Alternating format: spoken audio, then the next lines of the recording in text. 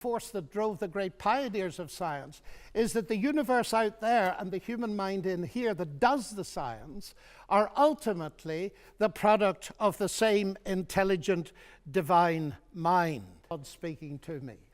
You say that's intensely personal. But ladies and gentlemen, we've been asked tonight about belief in God. And I want to strongly emphasize that God is not a theory, he's a person. In November 2012, John Lennox made one of his most prominent appearances at the Oxford Union, where he was one of 6 speakers in a very pivotal debate on if this house believes in God. Here was a huge assembly of hundreds of scholars whose convictions are strong enough to disprove the strongest argument anyone can make. Under this very tense setting, Lennox analyzes the fallacy of atheism and the need to overthrow the anti-Christian dominance of science over Christianity. But what others didn't realize is that Daniel Barker, a former preacher and a current American atheist activist, was also in the audience.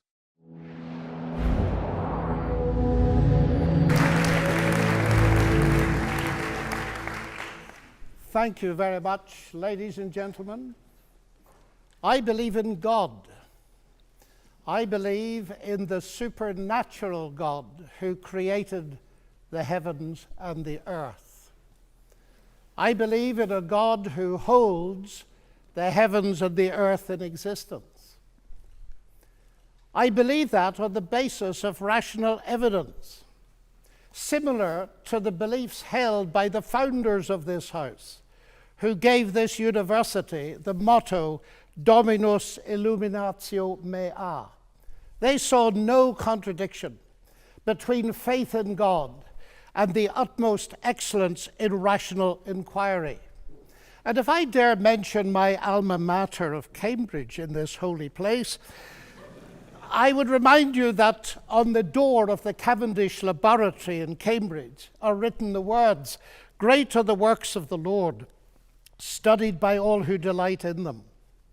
And as we look at the rise of science in the 16th and 17th centuries, Alfred North Whitehead and many others commented that men became scientific because they expected law in nature, and they expected law in nature because they believed in a lawgiver.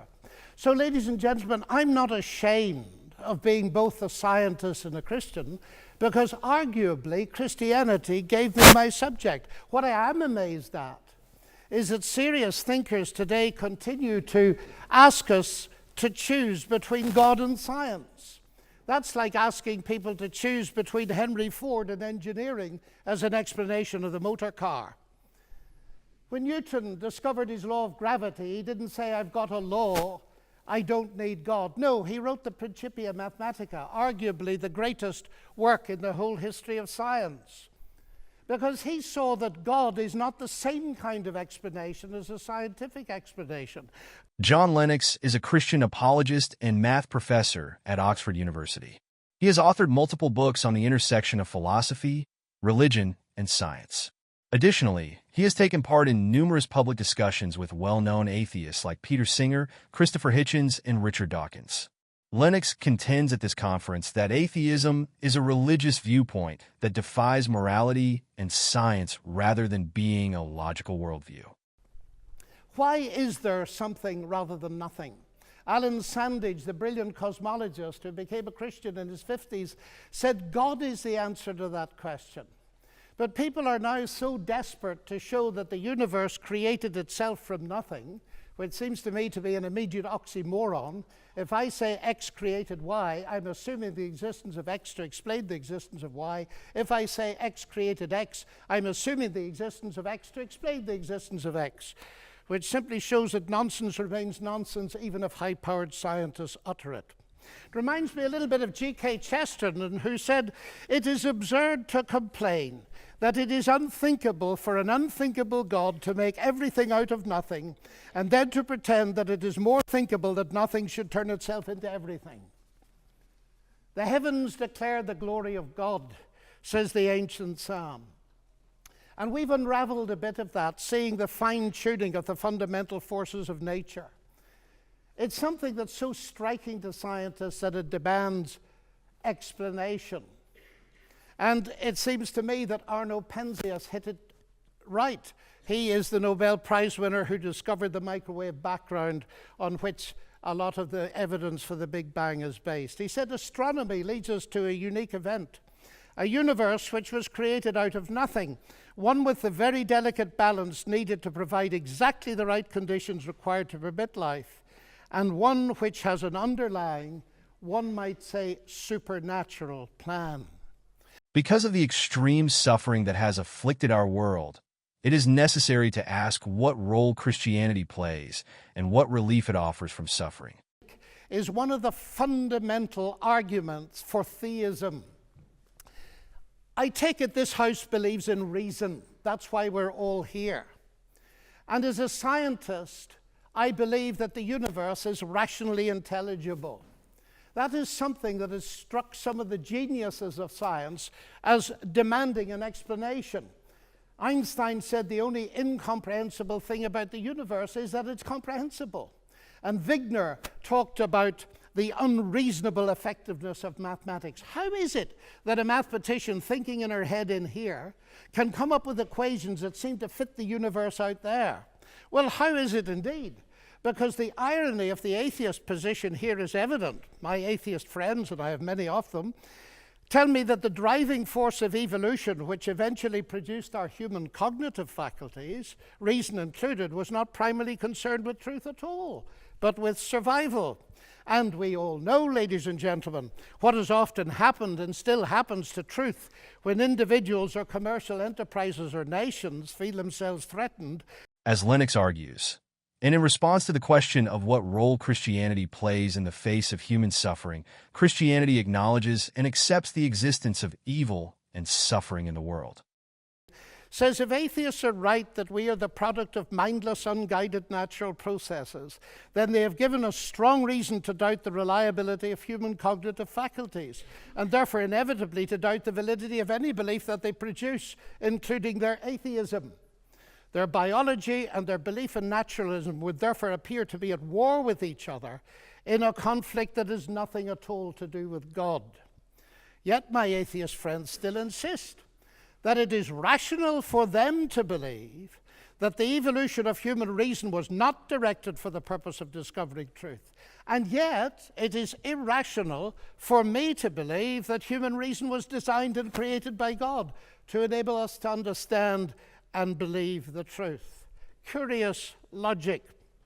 By contrast with that, biblical theism asserts that ultimate reality is personal and intelligent, and the reason science works, and this was the motivating force that drove the great pioneers of science, is that the universe out there and the human mind in here that does the science are ultimately the product of the same intelligent divine mind. Human beings are made, we are told, in God's image, and that means that science can be done.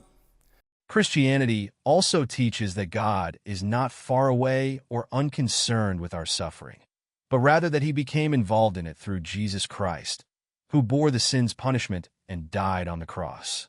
Christianity declares that God is strong and victorious, having defeated the powers of death and evil by raising Jesus from the dead. Therefore, the only adequate solution to the issue of evil and suffering is provided by Christianity. It asks us to trust and follow the one who suffered for us, with us, and who rose again to give us life and hope, rather than to deny or justify our suffering, as Lennox continues. That makes infinitely more sense to me as a scientist than atheism does. Now let me come briefly to ethics. Ethical behavior, like rational behavior, of course, does not itself require religious belief. This is consistent with the fact that humans are created in God's image as rational moral persons. But just as I suggest that rationality cannot be explained without the existence of God, so I dare to suggest that the existence of morality cannot be explained either. As modern science sprang from Judeo-Christian sources, so did the concept of human equality. Listen to atheist Jürgen Habermas, arguably one of Germany's leading intellectuals. He said that universalistic egalitarianism, from which sprang the ideals of freedom and a collective life and solidarity, the individual morality of conscience, human rights and democracy, is the direct legacy of the Judaic ethic of justice and the Christian ethic of love. Christianity does not ask us to endure evil and suffering alone, but to share and bear them with a community of faith and to comfort and help those who are in need. It does not ask us to despair of evil and suffering, but to rejoice in the hope of glory and to look forward to the day when God will put an end to all evil and suffering and restore his perfect creation. It is from this standpoint that John Lennox boldly explains the essence of God to humanity. I never forget speaking on one of my many visits to Russia to a colleague in the Academy of Sciences. And he said, "You know, John, we thought we could abolish God and retain a value for human beings. We found we couldn't, and we murdered millions of them." And Alexander Solzhenitsyn has said, "If I'm asked, why is it that 60 million of my fellow countrymen were sacrificed?" He said, the answer is, we have forgotten. From here, we can see that the cross of Christ reveals the love and justice of God, who took upon himself the penalty of our sins and died in our place.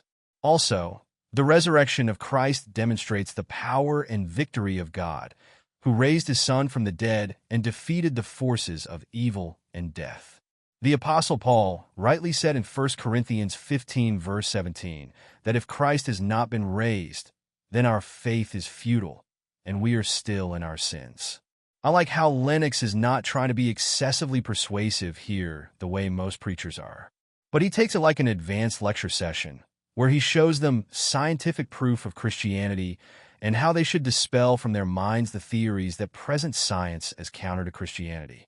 And one of those is the swoon theory. This theory is one of the scientific attempts to explain the resurrection of Jesus without accepting the supernatural intervention of God. According to this theory, Jesus did not die on the cross, but merely fainted or swooned due to the pain and blood loss. He was then taken down from the cross and placed in a tomb, where he revived in the cool and damp air. He then escaped from the tomb and appeared to his disciples, who mistook him for a risen Lord. Science, of course, marvelous as it is limited. Even a Nobel Prize winner, by analyzing a cake, cannot tell why it was made. But Aunt Matilda, who made it, can tell you. She can reveal it to you. But if she doesn't reveal it to you, you'll never know. And that brings me to my next evidence. It's the same with the universe. We can analyze it magnificently. But ultimately, if it has a maker, and I believe it has, only he can tell us what it's all about. And he's done so in the powerful narrative of the Bible, in particular in its analysis of the problem with humanity, not simply in terms of behavioral breakdown between people, but a vertical breakdown of trust between us and the Creator. The unique solution to that problem is not simply in terms of human ethical development, although that's very important, but in terms of something far deeper altogether. The restoration of the fractured relationship with God through the salvation he has brought through Jesus Christ. A radical relationship that empowers us to live ethically from God. And here we reach what for me is the chief evidence, not only for the existence but the nature of God. It is Jesus Christ. He it was who not only taught the golden rule, but embodied it, fed the hungry, healed the sick and suffering, and welcomed society's outcasts, brought honor and respect to the marginalized and ashamed. And he's brought forgiveness and peace to multi-millions. Without going into the numerous problems and contradictions which swoon theory faces, such as how it ignores the historical and medical evidence that crucifixion was a brutal and fatal form of execution and that the Roman soldiers were experts in ensuring the death of their victims. The gospel accounts record that Jesus was pierced with a spear in his side and that blood and water flowed out, indicating a ruptured heart. The theory also assumes that Jesus, after surviving the ordeal of the cross, was able to move the heavy stone that sealed the tomb, overcome the Roman guards, and walk for miles on wounded feet. However, it fails to account for the transformation of the disciples, who went from being fearful and hopeless to being bold and joyful witnesses of the resurrection. Lastly, it contradicts the character and teachings of Jesus, the Son of God, who predicted his own death and resurrection. If Jesus only fainted on the cross and deceived his followers, he would be a liar and a fraud, not a moral teacher or a prophet. He's able to do this, of course, because though he was a man, he uniquely never was only a man, but God become human. The central evidence for this startling claim is, of course, his historical resurrection from the dead that launched Christianity in the world. This is, of course, ladies and gentlemen, a crunch issue. If Jesus rose from the dead, death is not the end and atheism is false.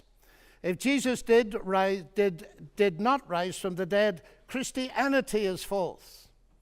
And I remember at Cambridge as a student listening to the brilliant Sir Norman Anderson, a legal expert, going through forensically the evidence from his legal perspective as a brilliant lawyer. And he said at the end of it, "The empty tomb then of Jesus forms a veritable rock on which all rationalistic theories of the resurrection dash themselves." Based on this, the swoon theory, therefore, is at best an irrational and non-plausible explanation of the resurrection of Jesus. It is a desperate attempt to avoid the implications of the miraculous event that changed history and the lives of millions of people. The resurrection of Jesus is the cornerstone of the Christian faith and the only hope for humanity in the face of evil and suffering. Now, this is apt because if you consider the historical evidence for the resurrection, examine the eyewitness accounts of the empty tomb and the appearances of the risen Christ, you'll see that the alternative explanations, such as the swoon theory, the stolen body theory, or the hallucination theory, are not plausible or consistent with the facts. In vain. Just finally now, as I read the Bible, I do not only find intellectual satisfaction, but I find a great deal of that. I sense the voice of God speaking to me. You say that's intensely personal. But ladies and gentlemen, we've been asked tonight about belief in God. And I want to strongly emphasize that God is not a theory, he's a person.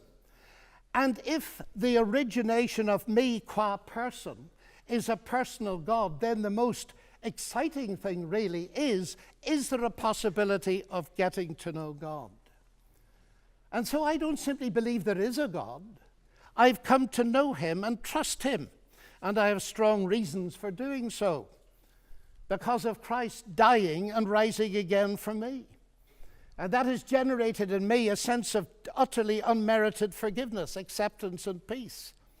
That has enabled me to face the ugly side of my own nature, and with God's help to do something about it. But it's enabled me to face something else. Professor John Lennox also discusses the role of faith and reason in relation to the existence of God. He emphasizes the importance of both in the development of science and rational inquiry. He also touches on the concept of the universe as rationally intelligible, which has struck some of science's greatest minds, including atheists, as demanding an explanation. Biblical theism asserts that ultimate reality is personal and intelligent, and the reason science works, and this was the motivating force that drove the great pioneers of science, is that the universe out there and the human mind in here that does the science are ultimately the product of the same intelligent divine mind.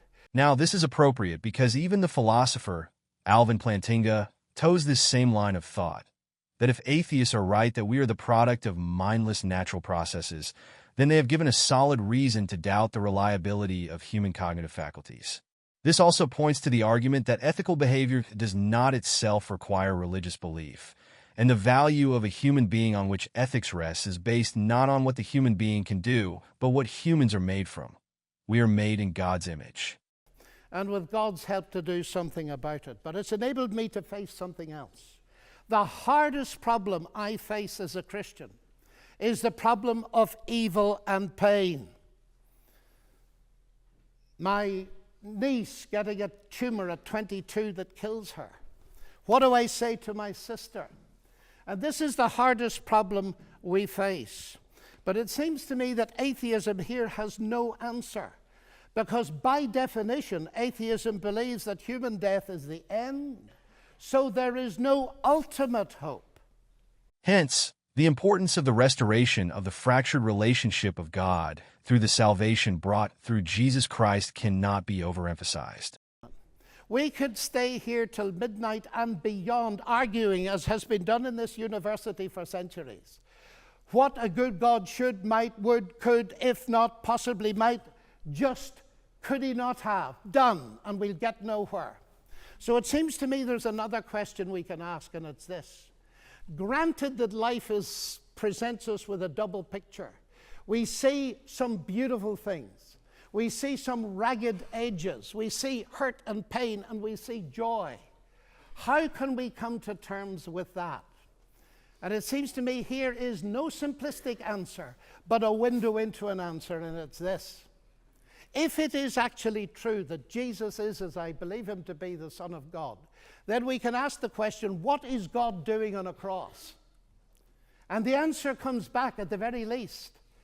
God has not remained distant from our human suffering, but has become part of it.